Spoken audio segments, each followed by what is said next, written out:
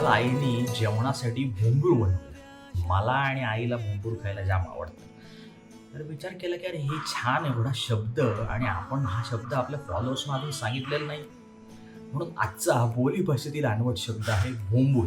भाताच्या ज्या कण्या असतात त्या कण्यांपासून हे भोंबूर बनवतात. कांदा, मिरची, तेल हे सगळं टाकायचं. त्या कण्या त्याच्यामध्ये टाकायच्या, हळद टाकायची आणि हे शिजवायचं. उत्तम सुंदर असं तिखट-तिखट भोंबूर खायला ज्या मजा येते. गरीब परिस्थितीमध्ये तयार झालेला हा पदार्थ आहे. कारण की माणसाला 2 वेळेच्या अन्नाची भ्रांत होती, तेव्हा मग कसं जेवण बनवायचं? तर मग भातापासून निघालेल्या कण्यांपासून तयार झालेला हा भोंबूर हा प्रकार आहे. शेतकऱ्याचा आवडता प्रकार आहे. असंच तुमच्याकडे जर भोंबूर कधी बनवलं असेल, तर नक्की कमेंट करा. आजचा बोलीभाषेतील अनवट शब्द होता भोंबूर. गाव माझे